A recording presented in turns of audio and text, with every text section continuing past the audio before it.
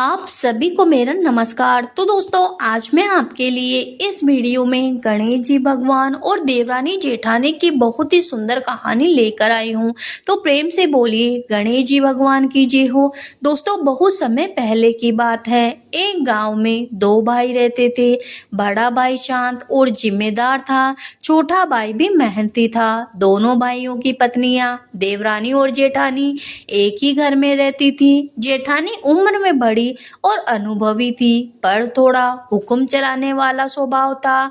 देवरानी चंचल और मेहनती थी, पर उसे बराबरी का आदर चाहिए था। घर का कामकाज दोनों मिलकर करती, लेकिन छोटी छोटी बातों पर तकरार हो जाती। एक बार भादवे का महीना आया। गांव में गणेश चतुर्थी की तैयारियां चल रही थी। हर घर में मूर्ति बन रही थी, मोदक पक रहे थे और पूजा की सजावट हो रही थी। घर की जेठानी ने कहा, इस साल हम दोनों अलग अलग गणेश जी की पूजा करेंगे, ताकि सबको पता चल सके कि किसकी पूजा ज्यादा अच्छी हो रही है।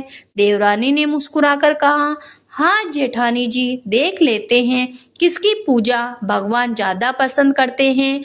जेठानी के पास घर के ज्यादातर पैसे थे। उसने बाजार से महंगे फूल, मिठाई, रंगीन कपड़े और सजावट का सामान खरीदा। मूर्ति भी बड़ी और सुंदर लाई। देवरानी के पास ज्यादा पैसे नहीं थे। उसने मिट्टी से खुद गणेश जी भगवान की छोटी सी मूर्ति बनाई, जंगल से फूल तोड़े और घर में उपलब्ध आटा गुड़ से मोदक बना लिए। गणेश चतुर्थी के दिन दोनों अपने अपने हिस्से में पूजा करी। जेठानी ने पूरे वैभव और शान शौकत से पूजा, ढोल नगाड़ा, महंगे दीपक और मिठाइयाँ। देवरानी ने साधारण तरीके से लेकिन पूरे मन और श्रद्धा से पूजा पाठ करी। रात को जब सब सो गए, तभी चमत्कार हुआ। गणेश जी महाराज सपने में जेठानी को दिखाई दिए और बोले, तुम्हारी पूजा में वैभव तो था, पर मन में दूसरों से आगे निकलने की भावना थी। यह भक्ति नहीं, अहंकार है।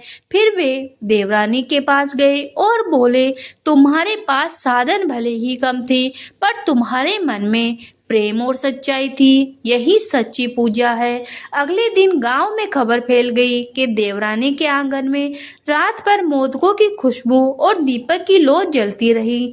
लोग कहने लगे, गणेश जी महाराज की कृपा से उस पर होती है जो सच्चे मन से पूजा करते हैं। जेठानी को अपनी गलती समझ में आई। उसने देवरानी से माफी मांगी और कहा, अब हम दोनों मिलकर गणेश जी महाराज की पूजा पाठ सच्ची भक्ति भावना से करेंगे, ताकि भगवान भी खुश हो जाए और घर में शांति बनी रहे।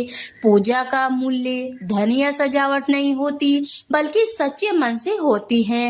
अहंकार भक्ति को कमजोर कर देता है। एकता और प्रेम से भगवान अधिक प्रसन्न होते हैं। तो हे गणेश जी महाराज, जैसे आपने देवरानी का मान बढ़ाया और जेठानी को अपनी गलती का पछतावा कराया, वैसे ही आपकी कहानी सुनने वाले, होकारा भरने वाले सभी की मनोकामना पूरी करना, सभी पे अपना आशीर्वाद बनाए रखना।